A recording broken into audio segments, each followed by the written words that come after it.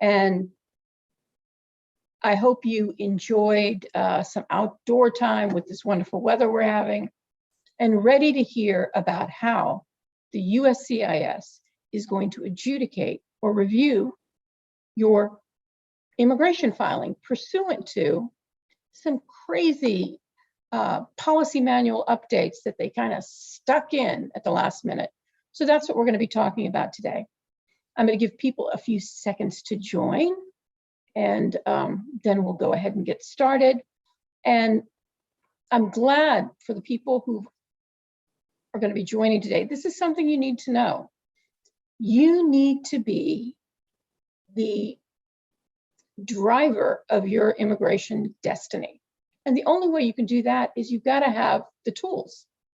And for this voyage, if you will, your greatest tool is knowledge. And without that, you can't make appropriate decisions. You can't think of options. So that is my role, is to provide you with your tools so you can make smart decisions regarding your immigration strategies. So let's begin. Oh.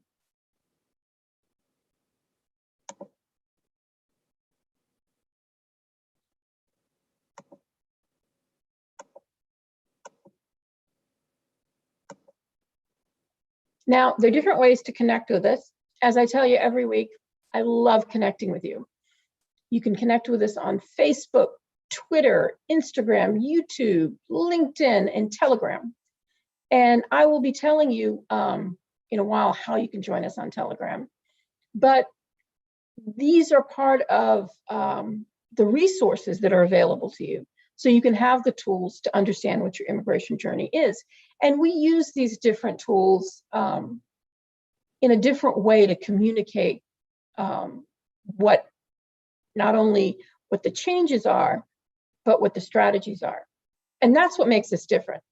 You know, I've listened to a lot of immigration webinars, and they'll tell you what you can read in the news.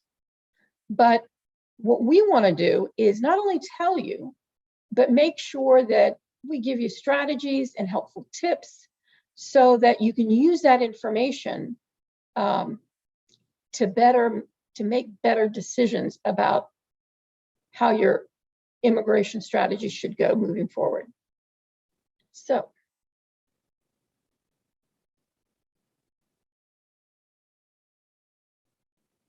it takes it a while because I've got closed captioning.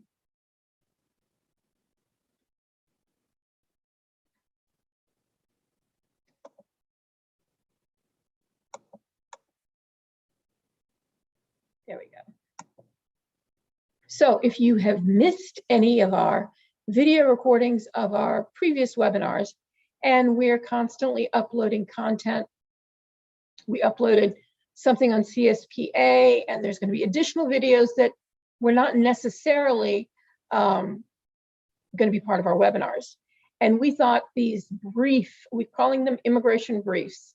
So they're less than, or 15 minutes or less, about various immigration concepts that sometimes, you know, you may not understand. I mean, when people talk about things, they explain it in a way often that they understand it. But I try to explain it in a way so that you understand it. And from the feedback I've gotten, a lot of people have found these resources helpful. So, you know, if you enjoy the content, you can subscribe to our YouTube channel. You can use the QR code right there, or no, it's right there. I'm going up, it's the opposite of where I am.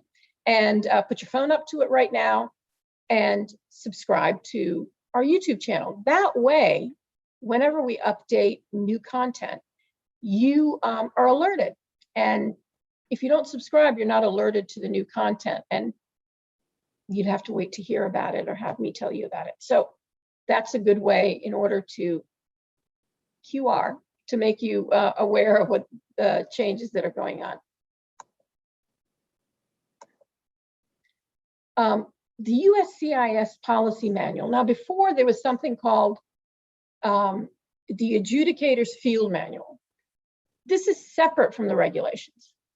So this is the guidelines that adjudicators, people who are reviewing your applications and petitions, have to use when they're making a decision on your filings. That's really important, almost as important as the regulations.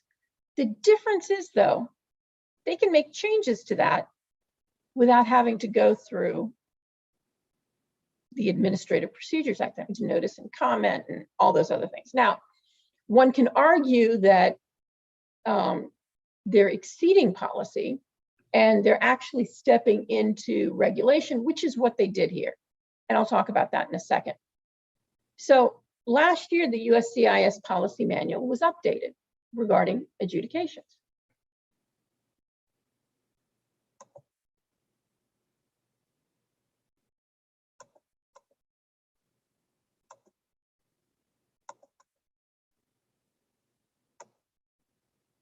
There we go. In 2020 and 2021, this is right before President Biden took office in 2021, the USCIS changed its interpretation of discretion. What does discretion mean? Discretion means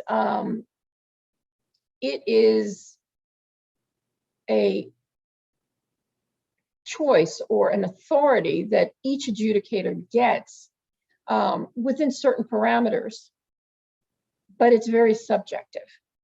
Of immigration benefits, in 3 separate releases of the policy manual guidance, July 15th, November 17th, and January 14th, just getting it through before the new administration took place. So this was really instrumental, and I'll tell you why in a second.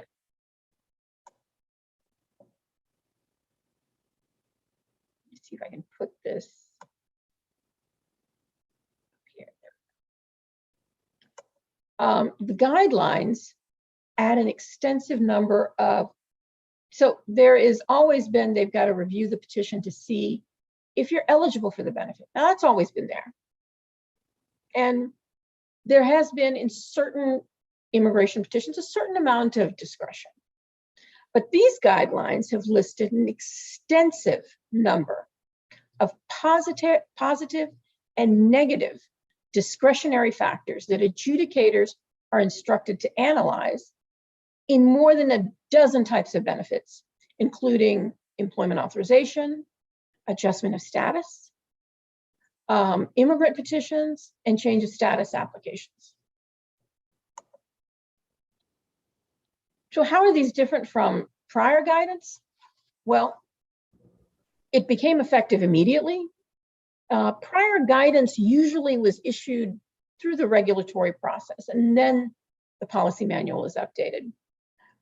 And prior mention of just 2 paragraphs long, it wasn't very extensive. It just said, you know, be consistent with case law, blah, blah, blah, those kind of things. But they were really, which is the core of any administrative agency action.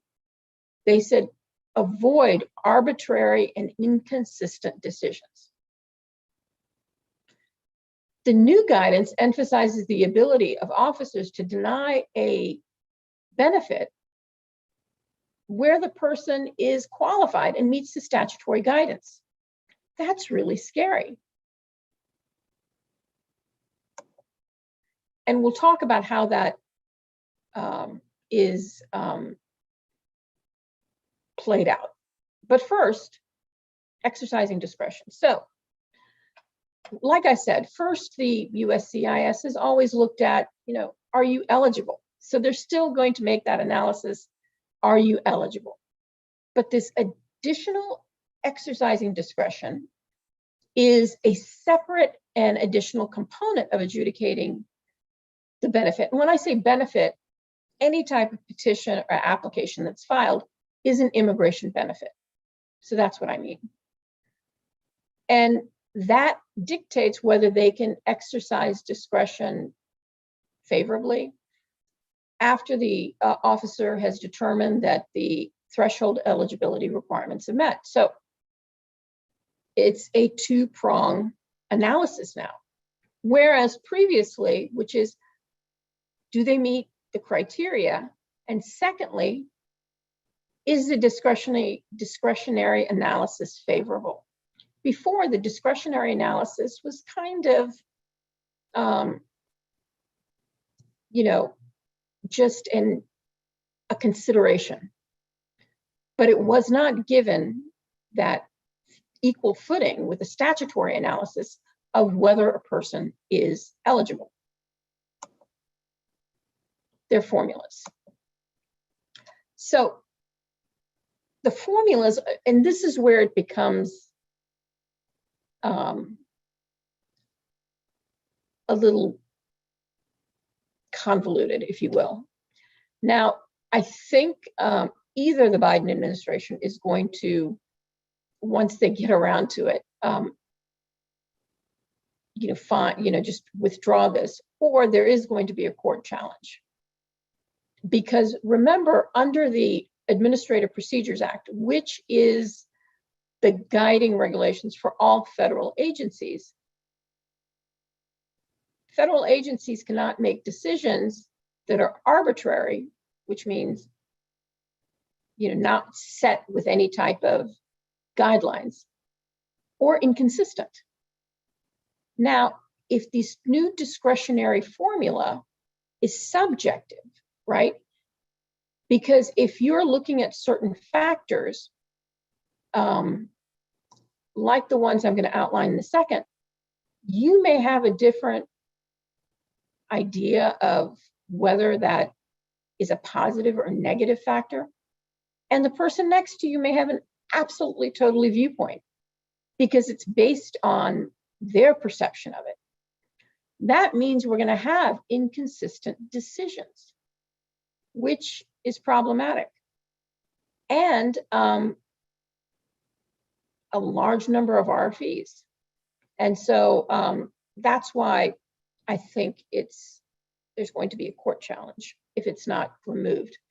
But it applies a complex discretion formula, but it is not very clear in a lot of areas. So there you have the inconsistent decisions to a wide range of immigration benefit requests. What they have done is they've pulled up case law that is not relevant to the immigration benefit that's being adjudicated. What they did was they applied the waiver standards. So when someone is applying for a waiver, let's say you have some unlawful status time, you've been here unlawfully, or you violated your status, you can still obtain an immigration benefit through the waiver process, right? So these are people who have violated their status or had some issue with their status. So they're seeking a waiver. They've taken those standards and are applying it to people who haven't really done anything wrong, to everyone. So that in and of itself is problematic. And the problem is it's a higher burden that we have to meet. So there's more evidence. There's a lot of uncertainty in that. And so you've got to dot your I's and cross your T's until this is no longer in the policy manual. And there is a negative presumption against the applicant's eligibility for the immigration benefit, that's contrary to our foundational judicial system. And the other part is there's some benefits that do not allow discretion. For example, if you're filing a petition to classify someone as a non-immigrant worker, with some exceptions, there's no discretion. If you're trying to file a family-based petition, there's no discretion within the regulations. And if you are, filing naturalization or a mere certificate of citizenship where you are eligible for, you're eligible for citizenship perhaps because you are a certain age and both your parents became citizens. So you're a derivative. So you don't have to apply for citizenship, but you just need the certificate. So that's an application for a certificate of naturalization. Pretty straightforward. That doesn't allow for discretion. So there's a lot of immigration benefits that don't allow for discretion, but nevertheless, they've stuck this process in that was reserved for just waiver applications into a long list of immigration benefits and for people who have not done anything wrong. So the fact finding, there are over 22 factors in a non-exhaustive list. That means the 22 factors are some that they've outlined, but the adjudicator can, based on case law, can use other factors. So the guidance provides that the applicants have the burden to establish that they deserve a favorable discretion and directs officers to inquire about the background, such as immigration history, family ties, any serious medical condition, any criminal activity, other connections to the community, information about public safety or national security concerns. If any negative factors are discovered, the officers are directed to quiz the applicants on why they deserve the benefits sought.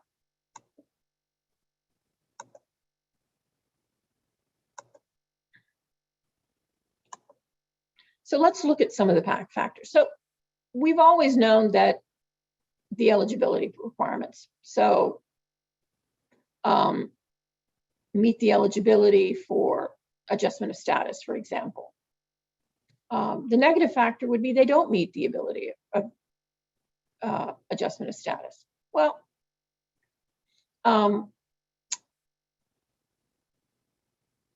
but may still be considered as part of the discretionary analysis. So I guess here it can be helpful. But family and community ties, family ties to the United States are positive factors. And you see, family ties to the United States and the closeness of those underlying relationships, hardship to the close relatives if the adjustment application is denied, length of lawful residence in the United States, and the conduct during that residence. So the negative factor would be this person didn't have any community ties, didn't have any family ties. And that could be a lot of people, right? I mean, if all your family is abroad, then you may not have these familial ties in the US. Immigration status and history. And for a lot of these applications, this would have been an issue anyway. But compliance with the immigration law. But there's certain things, and I'll give you a couple of examples at the end, where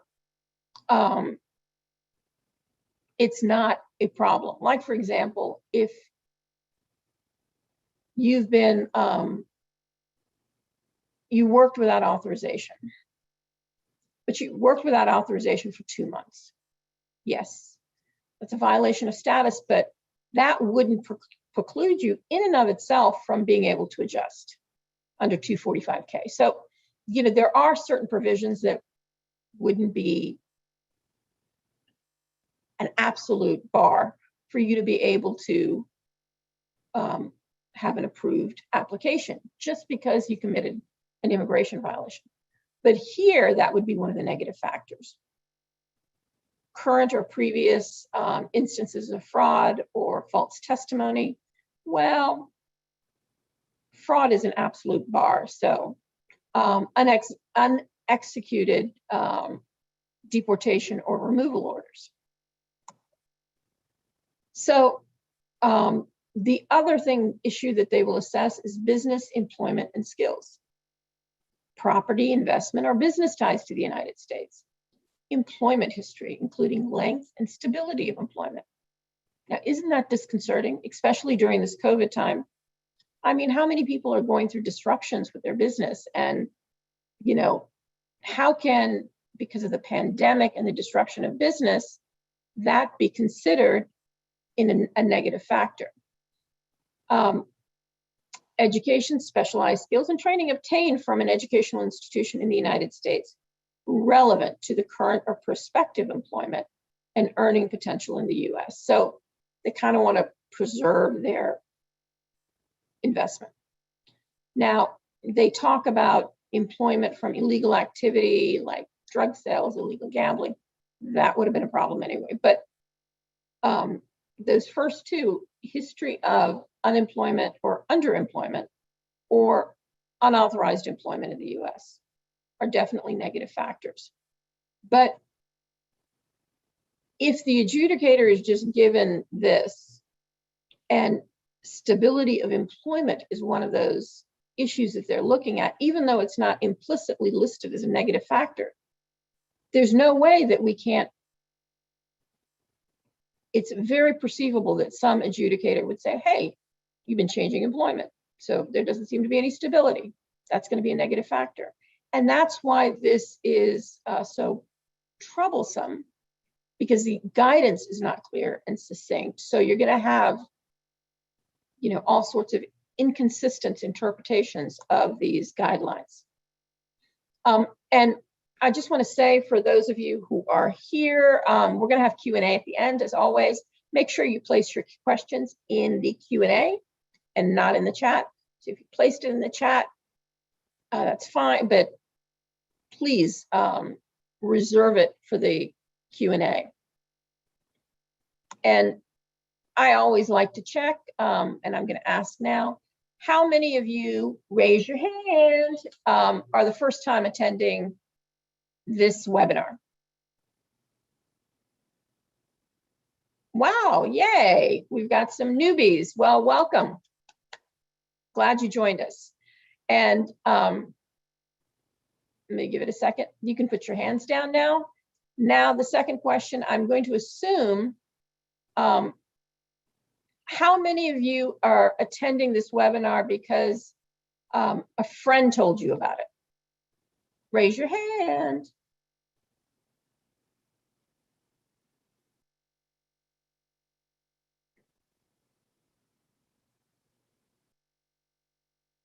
Great, great. Wonderful. Thank you so much. You can put your hands down now. So community and moral standing. This just gnaws at me when I see this, because here are the things: respect for law and order, good moral character in the United States and abroad, evidence of good standing in the community. These are not issues ever reviewed for an immigration benefit. There are bars, right? If you commit 2 misdemeanors that are crimes of moral turpitude, or you commit a felony, you know, you're not going to be able to just in the United States. So, but to impose these standards to impose a good moral character standing is something totally different all the way. So let's say you and your friends were out and you got a little loud, and so you were cited for being disorderly, right? And it's a misdemeanor. You know, you get a slap on the hand, not a big deal. That could be a consideration now, even though that would not be a bar for you to get your immigration application approved under previous standards. But that could be a consideration now. And evidence of good standing in the community, what do they want? I mean, are we supposed to submit letters from, you know, your neighbors and your priests? And it's just really troublesome. So there's honorable service is a positive factor, compliance with tax laws, always. current or past cooperation with law enforcement. What is that? What do they mean by cooperation? I mean, were you cooperating as a witness? Were you cooperating because you donated to the local, police? I mean, what is cooperation?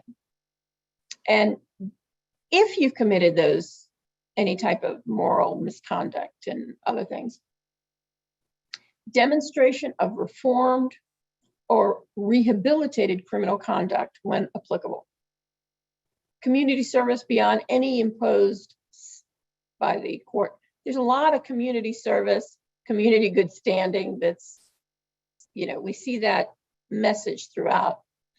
So negative factors, moral depravity and criminal tendencies reflected by a serious crime or an active or long criminal record, including the nature, seriousness, or recent occurrence of the violation. Now,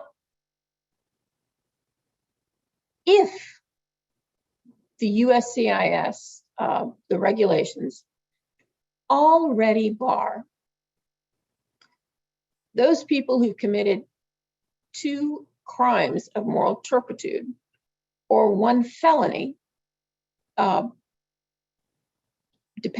that's dependent on the state law, then why do you need this? It just seems very, and like I said, it's going to lead to arbitrary and capricious and inconsistent decisions. Public safety concerns, failure to meet, child support, not paying taxes, failure to comply with any applicable civil or court orders. So the waters get murkier. I'm sorry, I can't even say it. They get dirty. Okay, then there is this big bucket that's called other. So absence of any significant undesirable negative factors or other indicators of good moral character in the United States. And other indicators of adverse applicants' characters to make them to be undesirable as a legal permanent resident in the United States.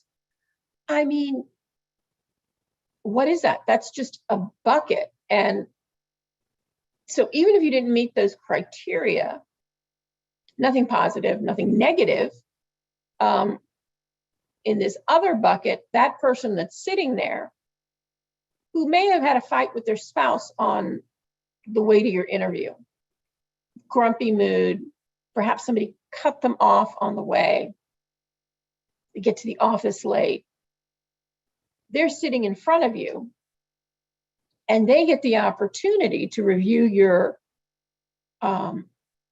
immigration benefit, and they get to take out all their frustration on that all other process. So, like I said, it's pretty troublesome. Raise your hands if you are in the adjustment of status process, because this is, for all the adjustment of status applications that are pending now, this is the standard that's going to be applied. Like I said, we're going to be fighting this, and I think there's going to be a lot of people fighting this, but I'm going to tell you how to, what are some things we can do to prepare for it going forward. Okay, good. How many of you, okay, there's 12, 13. You can put your hands down. How many of you have not even started your permanent residence process yet? How many of you not started your permanent residence process yet? We got a few. So hopefully for you guys, we can get this revoked so we don't have to deal with it. So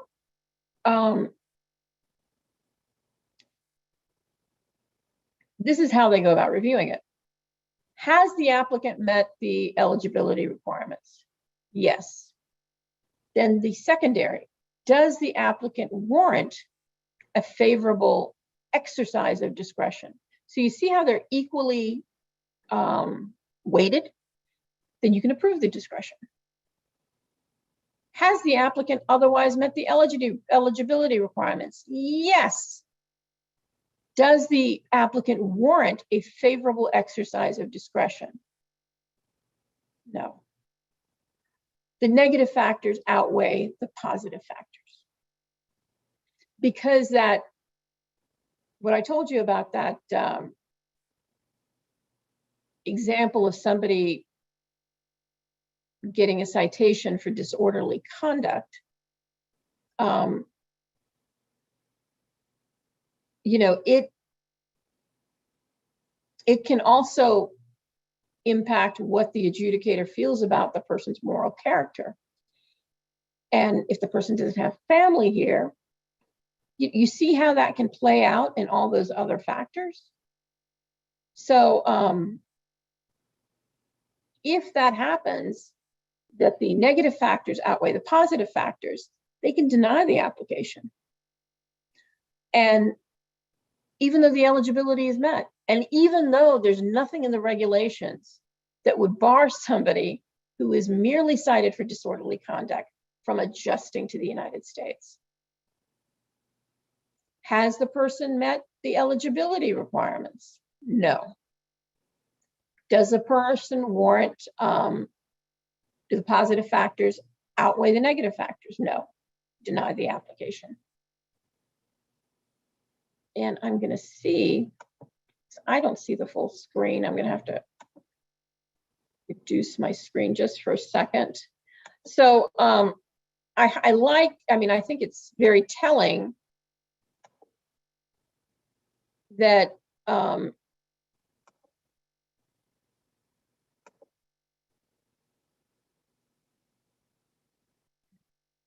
there we go. I think it's very telling that that's the first one that goes through, and that's what they discuss.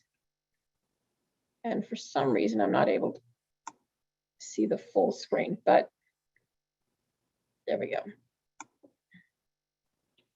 So applying the discretionary analysis to case adjudications. So how do they do that?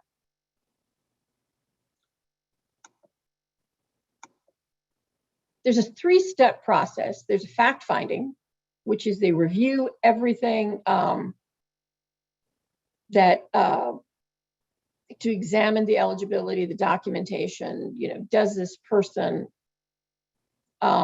qualify, and all the evidence to see if the exercise of discretion is appropriate. Now, after the review of the facts, they determine if the benefit request meets the adjudicative evidentiary burden for the eligibility through the preponderance of evidence standard. That means, do you qualify for this immigration benefit? Then, as a separate component, they do the analysis to see whether discretion should be warranted. That means, do the positive factors outweigh the negative factors? So it's a three-step process. There's no formula for the weight to be given. And like I said, you know, they give examples of what are positive factors and negative factors. But if you see what the positive factors are, there's not always a corollary negative factor, like the example I gave about stability of work. So how do they assess that? They don't know. So they're leaving it up to the adjudicators to assess how certain factors should be reviewed. They do direct officers should not attempt to assign points or numbers to a specific factor. You shouldn't, they say that you shouldn't weigh one factor more than the other, but the problem is, you know, if you've got someone who is really big on moral standing and community, that person is going to weigh that more. I mean, that's just human tendency. If you have someone who's more focused on job stability, then that person is going to weigh that factor more. So even though they're told that they should look at all the factors as a whole, because this is a subjective standard. It is ripe for, like I said, abuse.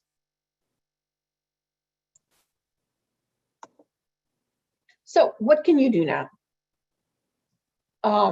So what you should do is, especially because they snuck some of these in after the adjustment applications were already submitted. If there is an interview, there may not be, but if there's an interview and this has not been revoked, and that's why it's important you join us on various social media to make sure what's happening on all these issues, then make sure you take things to your interview that would help. You know, be prepared with any explanations in change of employment, so you can prove job stability. Make sure that you outline any community ties that you may have, like if you belong to, if you're active in your masjid or gurudwara or temple or church. Take some letters with you to show that you're active there.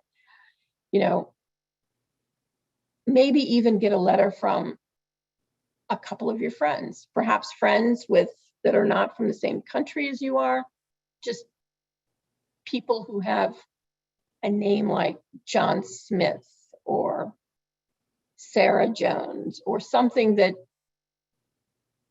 they would feel that they would give that more weight, because they have said in the past in other filings that someone from your own community, I mean, they could be giving it because they're related or they're friends. So this would, at least in the eyes of the USCIS, have more, would be given more weight. Make sure if there's any, you know, citation, let's say you had a speeding ticket, make sure if you went to, you know, some kind of driver's education class to get points put back on, that you take documentation of that. The idea is until, and that's why I listed the criteria, what's positive and negative. So you look at that and you think, okay, I have this, maybe I can take this with me to the interview to counter it.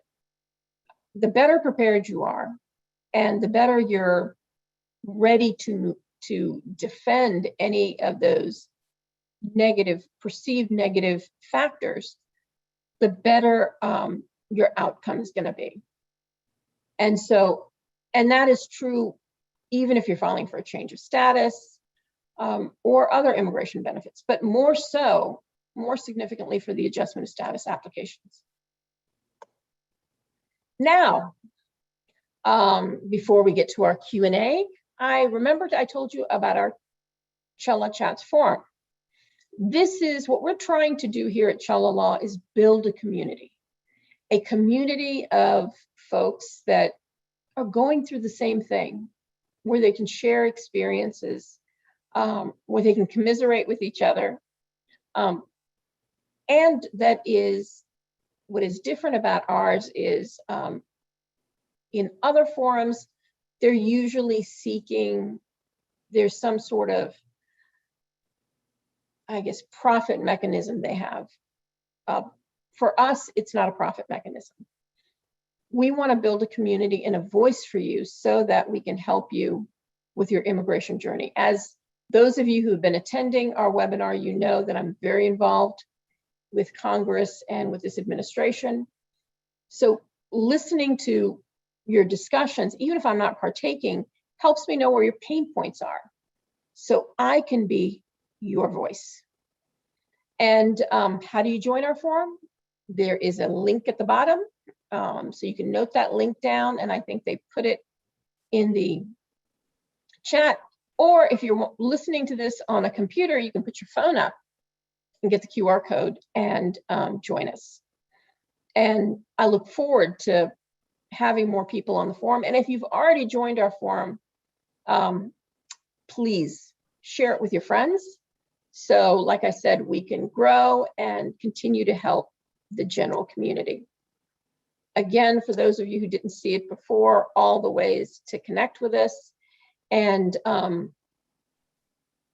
I had put the QR code earlier for subscribing to our YouTube channel. If you like the content, please share, comment. I love hearing the comments. Every time I get a notification, I'll always go to read what the comment is. So it's really, it gives not only me, but all the team that puts a lot of hard work into it, makes us feel really good. And if you could be so kind, share that with your friends. And like I said, subscribe. And if there's a question that we don't get to today, or after we finish the webinar, you think, gosh, I wanted to ask something about this, email us at info@cellolaw.com. Like I said, we're going to be putting all sorts of new content on our Cello Law webinar. So unless you subscribe, you won't be notified. So you may miss out on something really important. So make sure to subscribe. And we're going to get ready for a Q&A. And we want to welcome Shaker Cello. Good Hi, afternoon. Shaker. Hi, Lakshmi. How are you? Good afternoon, everybody. Doing well, doing well.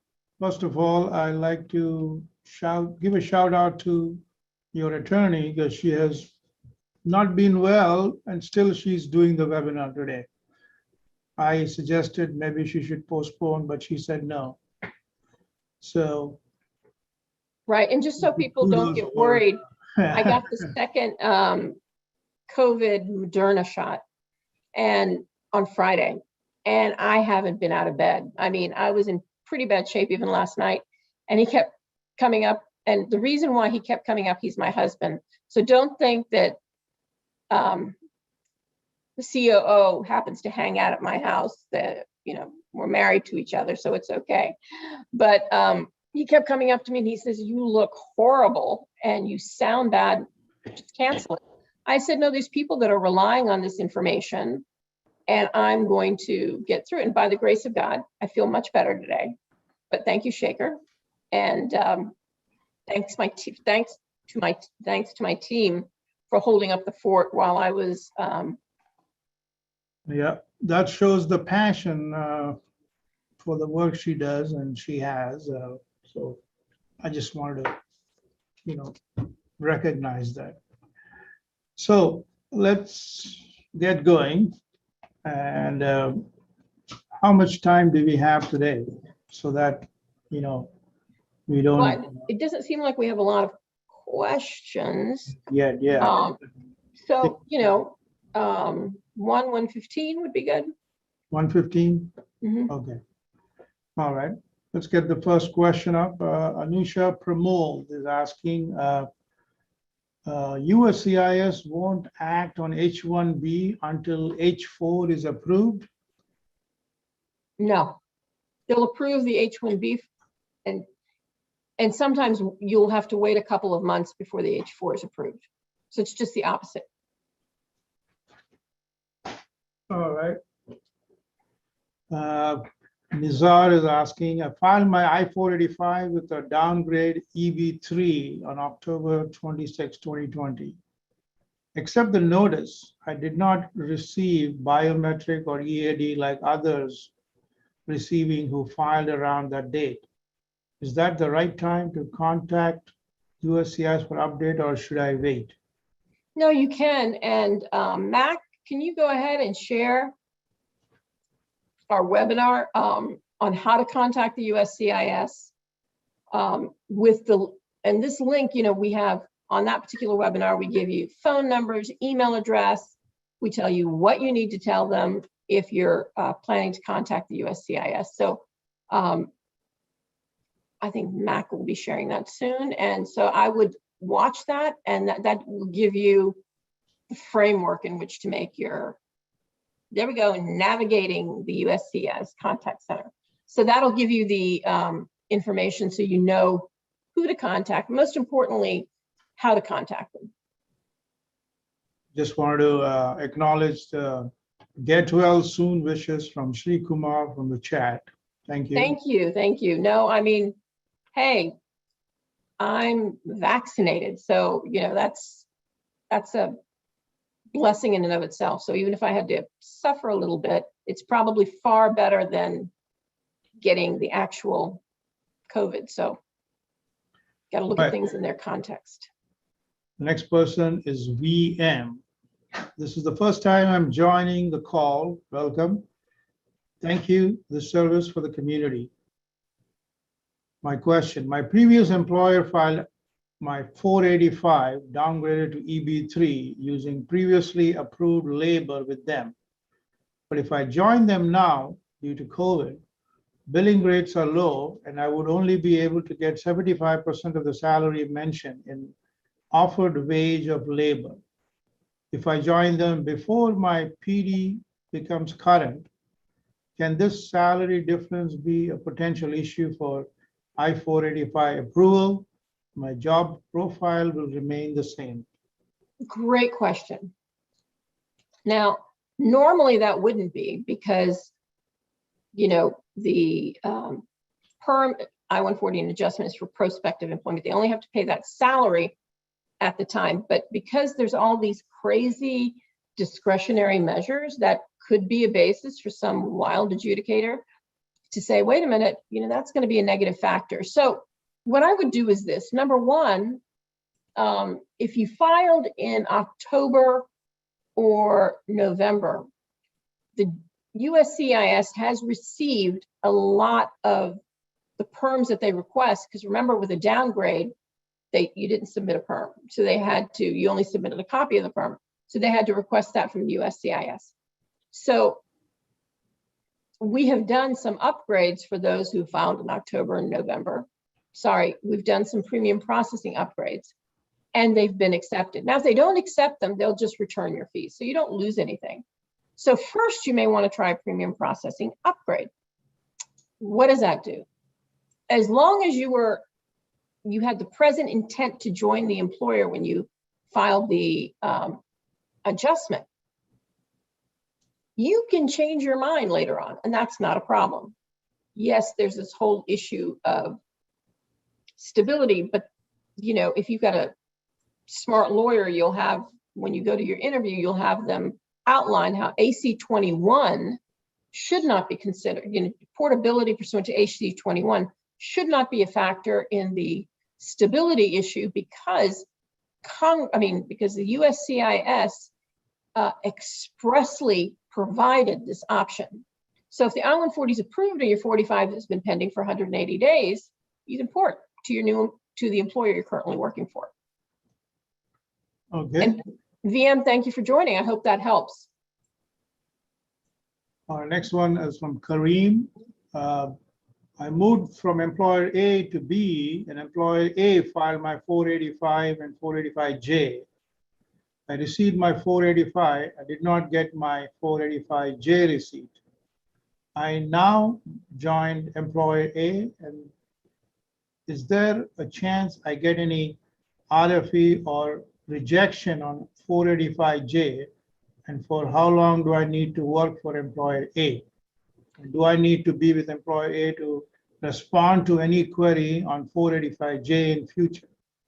485Js, and Kara can correct me if I'm wrong, are taking several weeks after you get receipt notices for all the others. So for some reason, that is a big delay. And 45J is just a confirmation of employment. It takes the place of a confirmation of employment letter. So really, there's nothing for them to review on a 45J. So I wouldn't worry too much about that. Now, you've gone back to employer A. I didn't hear that your I-140 is approved. So if you heard my suggestion for the previous, for VM's question, the same holds true with you. You can premium your I-140 now. I'm sure you'll get your I-45J, shortly. And then after 180 days, you can port. You'd have to submit new I-45J though. Hello. Okay, next one is our friend here, Mr. Abir Singhal. How are you, Mr.? How are you? Says, hi, Lakshmi. John has submitted my I-140 on December 23rd, 2020. Do these new rules apply to applications received before January 14, 2021, when the new adjudication system is applied? How does this affect the EB1C category specifically?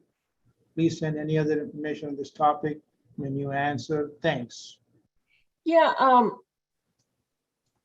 you know, unless, I think if and when your EB1C is, you're going for an interview, we can make sure that we have a conference call and kind of go through these factors with you to see, you know, they may not even apply to you.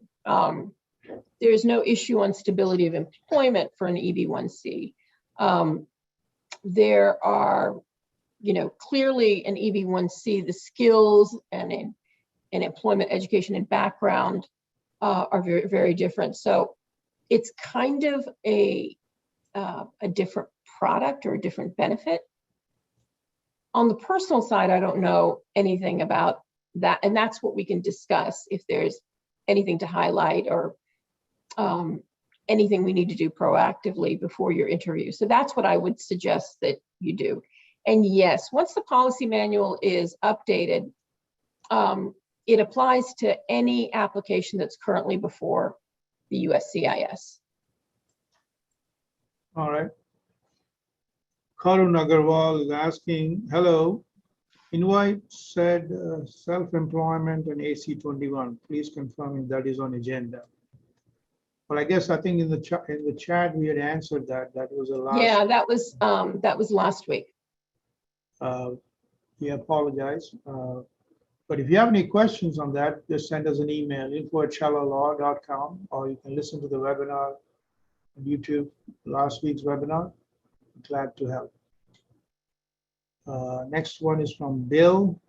When will the 2013 EB2 become current to apply for 485? Right, and I think we went over, remember, they're going to have a surplus of employment base this year. And I think we outlined our predictions in a webinar sometime back. And I don't know if, Mac, when you upload a webinar, can you kind of outline what that topic is so we know what that is? Visa bulletin discussion, perfect. So if you look at that, that'll give you some idea as to how it's allocated, what they're going to be doing, and what the predictions are from the very guy that, you know, oversees the visa bulletin. So check that out. All right. Thank you, Rohit Agarwal, for joining for the first time and recording, and appreciate. Next one, Sri Kumar. Is it advisable to engage a lawyer while attending the final AOS interview? My immigration lawyer is not local. If I engage a lawyer locally for the interview, that local lawyer might not know my whole case well, then I know myself. Right. More than myself. Okay. Yeah, that's the question. Well, I think what your lawyer at a minimum should do, he doesn't need to go with you to the interview, but at a minimum, I think it's imperative that your lawyer talk to you before your interview and use this analysis that they have just to make sure that there's not any additional evidence or documentation you need to take. And that's what I would do. I mean, unless there's some major issue, I think if you are proactive in your approach and you have the information to address any questions that may come up, then there shouldn't be a problem. You don't need an attorney to actually go with you to the interview. All right. Mr. Abir is back with some follow-up. He says, can we submit charitable donations done to churches? And can we submit review given by employees as well? Say that they made on Indeed. Yeah, absolutely. Both, yes. All right. Prem Pathak is next. We are now into 3 months of Biden administration, but have not seen any effort to help EB backlogs. It seems they are not even trying to use spillovers. Do you have any insight on it? No, they will. First of all, what's happened, and I'm so glad you asked that question. And for the people who signed off, they're going to miss out on this very key information. So the parliamentarian at the USCIS, usually what happens is you can't pass a bill. You should be able to with a 50% majority.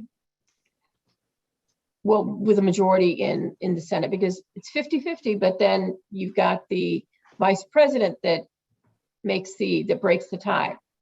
The reason, there's something called the filibuster.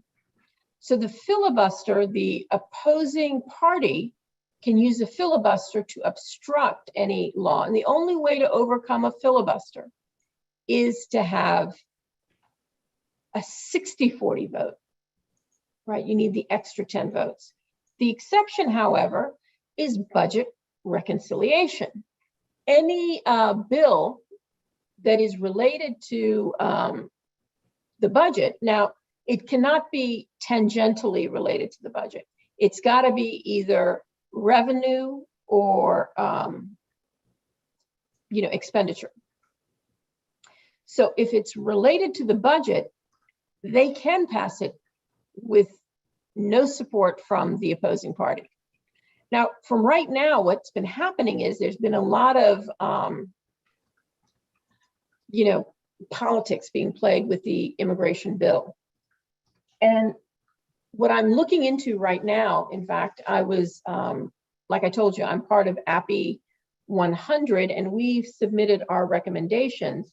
But now I'm re-looking at our recommendations in the lens of budget reconciliation to see how we can make the argument that these certain sections of the bill would fall under that exception. So, stay tuned. It may come into play. Politics there's a lot of rules and regulations within Congress that it's not that they don't want to do it. It's just, like I said, there's crazy things like filibuster and ways and means. That's why nothing is getting done in this country. That's why we are always at a standstill. But because the parliamentarian who's appointed in 2012, right? So that person has been there quite some time, has said when they, because remember, that's how the COVID relief bill was passed by Biden, was through budget reconciliation. And they are thinking about trying to get transportation through that way. So they go to the parliamentarian. They said, Section 304, it really seems like we get an additional budget reconciliation bill. And she turned to them and she goes, not one, you get 3, which would mean the Voters' Rights Act, they can't pass through budget reconciliation. But I tell you what, immigration is something they will be able to. So stay tuned. All right, we've got a number of questions. So I think I'll request viewers, if you don't submit any more new questions, giving due consideration to your attorney being not very well today. So if we can't get your questions, please send an email to info@shallow-law. If you were not able to ask a question, send an email to info@shallow-law.com. We're glad to send you the response. But I'll take all the questions that are here as of now. Last question at 12:59 p.m. So appreciate very much. Let's go to the next question. Is from AA. I graduated from NYIT with my MBA degree by the end of fall 2020 semester. I applied for EAD in December and my start date was January 15, 2021. Due to pandemic by EAD was not approved on time. And because of that, I couldn't find a job and hence couldn't apply for H-1B for the 2021 year. I got approved from USCIS and my revised start date is March 27, 2021. My question is, since my EAD was not approved for me to apply for H-1B for the 2021, can I apply for H-1B in 2022? Yes, you can. But the problem is, if you're not STEM and your EAD was issued March 31st, did he say? Yeah, March. Revised start date March 27, 2021. 27. That means that you can only apply April of next year. And because you're going to apply April of next year, you'll be an authorized stay, but you won't be on your OPT. I don't know if you are eligible for STEM OPT or not. If you are, then that's great because you. An MBA degree may not be STEM if it is general MBA or any MBA. If it is an MS in IT or IS. Right, but I think if it's in management information systems, right? MBA, but the MBA degree, I don't know. I mean, the degree says MBA, specialization in information systems. I don't know. It's not clear. So, Mr. AA or Miss AA or Mrs. AA, please send an email. Check with your DSO. And but the point is, the day you file your H-1B, in order to leverage CAPGAP, you can still do that. You just can't enjoy CAPGAP. So you would have to depart. And you can apply for an H-1B, and then you would get an H-1B visa and return to the United States. One other thing, though, is there may be another opening but you didn't register. So because you should have just registered at least. So that may be your only bet. All right. Next one is from Sri Kumar. When I change my employer using AC-21, are there any guidelines to be taken care about the salary with my new employer? Not really. I mean, that's one of the considerations, but they consider another number of factors to determine same or similar employment. And I do believe, Mac, that we did a webinar about same and similar employment where we outlined what the guidelines are and what you should be aware of. Salary is one of the factors. You have to look at all the others. So Mac, I'm sure, will post the webinar we had, the YouTube video we have on same and similar employment. All right. Next one is from Senthil Kumar. My H-1B stamping going to be expired on June 2021. But I have a valid I-797A until 2023. My question is, I'm planning to go to India for next 3 months. Is that illegal to work in India even if your stamping is expired, but still have your petition valid? Yes. And you may want to even consider if your stamping was from India, you can do, you'll be able to do Dropbox when you return. So that shouldn't be a problem. But yes, you can work in India. All right. Next one is from another AA. Does current salary on H-1B have to be the prevailing wage salary on GC Perm when filing 485 AOS? No, because the GC, the H-1B prevailing wage salary has to be the higher of either the prevailing wage for the H-1B or the actual wage. The salary on the perm or the GC can be different, but that's for prospective employment. So your employer is attesting that he will pay that salary once your permanent residence is approved. All right. Next question is from Anusha Pramod. Dear Lakshmi, thank you for your webinars. Each one is very informative. I have a question on H4 COS pending, and my employer is not ready to apply for H-1B, stating recently one case similar to mine where H4 was still pending and he cannot do premium processing for COS H-1B. As he received RFE stating until H4 is approved, H-1B cannot be started. Is that a true statement? Yeah, but you can overcome that. What you can do is have him file an H-1B for consular processing instead of COS. Then once he does that, and that's approved under premium, you can either withdraw the previous change of status to H4 or go to Mexico and process your H4 and return to the United States. Okay. Setal K is next. My H4 EAD is expiring this month. Not received a GC EAD till date based on 1029 AOS. Is there any way to get the EAD faster without losing my current job based on H4 EAD? Yeah. What I would do is try to contact USCIS and argue hardship. I think Mac posted the link to our webinar on how to contact them. And it would not only be hardship to you, but hardship to your US employer if you could not continue with your employment. Okay.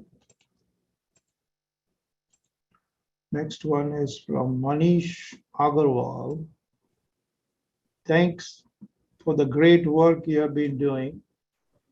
My question is related to my concurrently filed I-485 along with I-140 in October to Texas Service Center. My application receipt date is October 20th and notice date is December 7th. I haven't received any fingerprint notice or EAD yet. I tried reaching out to USCIS using multiple times using EMMA, EMMA, I don't know what that is, but I had no success in getting any agent agree to open a service ticket or do anything about expediting my fingerprint request, as I do not fall in any emergency criteria. Right. What do you recommend here? Well,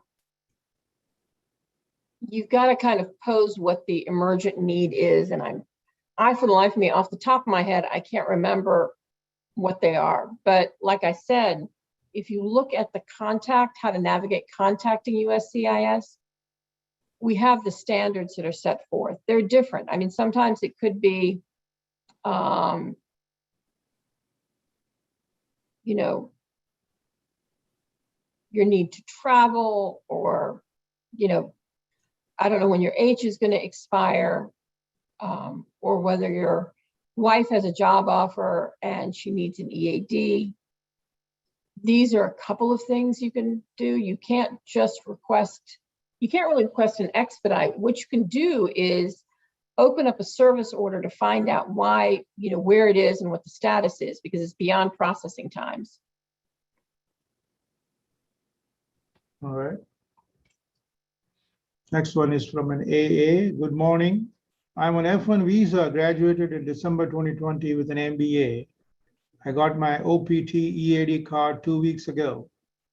The start date in the card is 15th March, and I do not have a job yet. Until how long can I stay here, and when should I depart US if I do not get a job? Now, if you're on an OPT, STEM OPTs can't do this, but OPTs can self-employ. So if you can find a way to, you know, self-employ, and I think we did a webinar on that too. And there are things that you can do to show that you're self-employed. So this webinar tells you how many days you can be without employment. But if you are, for example, thinking about doing your own consulting company or startup or something, and you're setting up your company and you're trying to get a tax ID and you're doing all these things, that is, that's considered work. So if Mac doesn't post what the F1 OPT strategies webinar is, then email us and we'll make sure to send you a link. All right. Next one is from another AA. I think the same person. If I return to the previous employer, does ability to pay comes into picture for downgrade? Maybe a different person. Well, really, ability to pay, they adjudicate it with the I-140. So when you filed the I-140 for the downgrade, you would have submitted all the evidence at that time. And they look at it really from the date the perm was filed till the date the I-140 is filed. Legally, you're supposed to show ability to pay till the green card is approved, but there have been some FAQs issued by the USCIS that say that as long as you demonstrate it at the time of filing, it should be fine. Now, there is also that whole different criteria that's outlined in the AOS discretionary that is very new. So quite frankly, we don't know if they're going to ignore it or, you know, take it, if the USCIS is going to take it very seriously. So there may be issues relating to that, but in terms of ability to pay, that should not be the case. And if you haven't, again, I've said this, if you haven't premiumed your I-140, go ahead and do that if you filed in October or November. And that way you don't have to worry about this anymore. All right. This next one is just a follow-up from Kareem, the person who was asking about 485J receipt. And so he says, my I-140 is approved. I guess he was responding to one of your questions. So. Okay, good. Next one is from AA. If I travel and come back on AP, what happens to spouse H4 EAD? Is it still valid for work purpose? Yes, Still there's no work effect on that. Employer on H1B. As long as you can travel on an H1B visa, you can travel on your AP visa. As long as you don't use your EAD to work for an employer other than your H1B employer, there is no issue with your H1B status. Okay. Another AA question. I got my and my spouse's as dependent EAD card, EAD in card is being produced status. If she decides to switch the job with using EAD only, no sponsorship required organizations, do you foresee any risk to her immigration status? Additionally, if I decide to switch my job, when will AC 21 coding come into effect? My firm filed for my I-485 on 24th October 2020. Notice date November 19th, 2020 on I-797C. Your I-1, in order to port AC 21, your I-140's got to be approved. So since you filed in October, you can go ahead. If it's not approved, you can go ahead and get it premiumed. And your 485 has to be pending for 180 days. And you have to work for same and similar employment. Now, since you're the primary applicant for the AOS, your wife can do what she wants. You know, I'd have her change on the EAD so she can work for whoever she wanted to. her H4 EAD is, I mean, her H1B is still there, but, and so that status, if she works for an employer other than her H1B employer, would no longer be valid. But if she wanted to, she would not be subject to the cap. So if she ever found that she had to use her H1B, that means if something happened to the AOS, she could still apply for an H1B not subject to the cap and either change status or go out of the country and re-enter. Okay. How many more questions do we have? I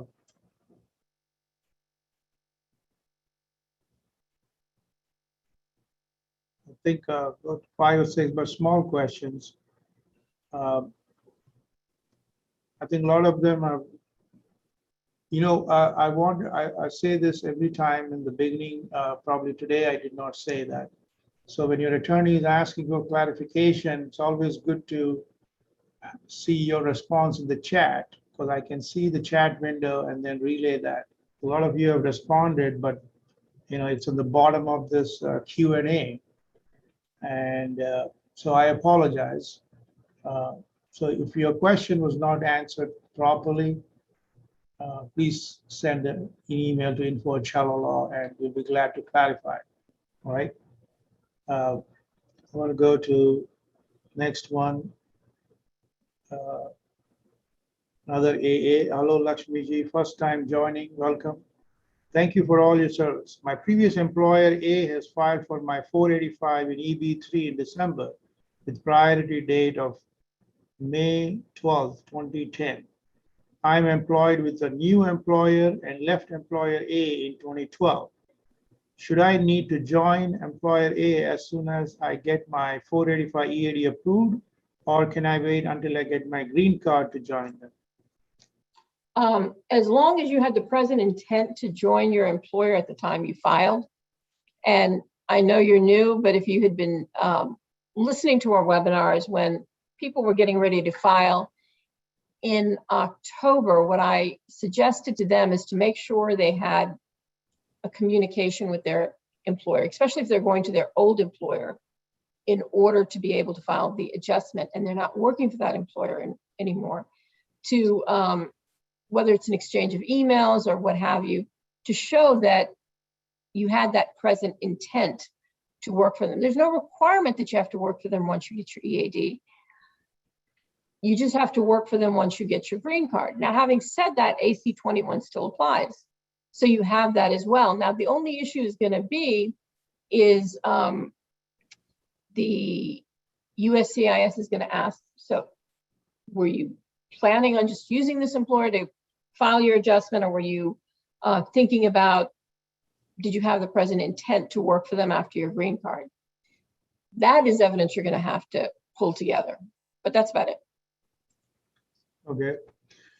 Kareem is following up, 485J person. Do I need to follow up with USCIS as I got my 485 EAD and AP approvals in December and also done with biometrics? I'm just waiting for my 485J.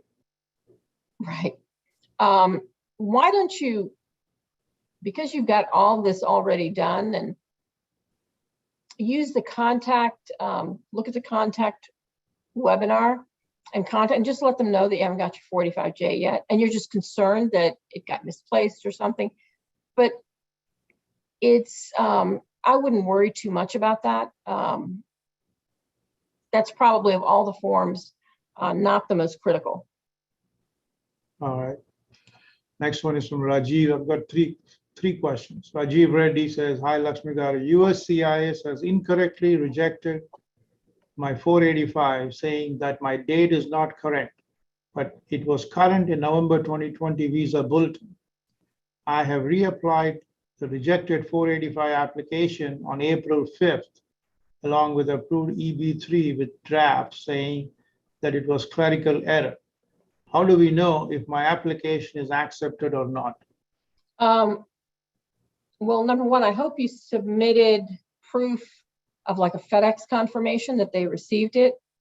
The other thing is, even before you get the receipt notice, If the USCIS accepts it, they will cash the checks. So make sure you look for those checks that you use to file to see if they've cashed them. All right. Let's go to Mariangela Bassi. Good afternoon. My question is always for my son. That is true, Miss. He's asking, after on H-1B visa has been submitted, how can you see the result? Which are the specific procedures step by step? Thank you.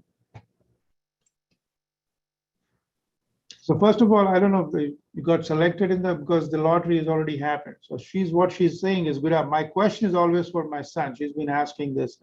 He is asking, that means her son is asking. Mm-hmm. After an H-1B visa has been submitted, how can you see the result? Well, what they'll, is the specific procedure step by step? You can't see it step by step. They will either approve it, deny it, or issue an RFE. And Kara, let us, is premium, are they allowing premium on H's? Yes, so you can, if you want it expedited, you can file premium processing, pay the additional $2,500, and you will get an answer within 15 business days. All right, two more questions. Sri Kumar, I've heard that there is a chance that people with final action date in current might get GC directly instead of EAD. Is that correct? You never know. I mean, they're contemplating on doing away with the interview, so we have to kind of wait and see. So it's still up in the air. So that may happen, especially because of the extreme delays with EADs. All right, last question. Credit goes to Mr. Singhal, Mr. Abhi Singhal. Thanks, Lakshmi and Shekhar. Always pleasure attending these webinars. One last request. Is there an update if they will implement HR 8089 emergency stopgap to allow premium processing for I-140 EB1C category? I think eventually they will. It's not there yet. And Carol will correct me if I'm wrong, but it is something, it's a great revenue generator. So they want to do it. The issue is going to be because of this transition in administration, and there's a ton of stuff happening in this world, right? I mean, like, it's ridiculous what's happening. That it's just a question of making sure that they're staffed up to take on those cases. That's about it for today. Well, I want to thank you all for attending, and look forward to talking to you all next week on some of the nuances of various green card applications. You know, what are some things that you may not have thought of as you're going through this process? So, and we'll give you an update on any of the latest changes that are taking place. Like I said, keep in mind that that was a big win for us about the parliamentary. So that may be something we can talk about in depth next week. We want to thank Kara and Mac for all the support, including the rest of my team that helped put this together. As always, I want to thank Shaker for being such a great moderator.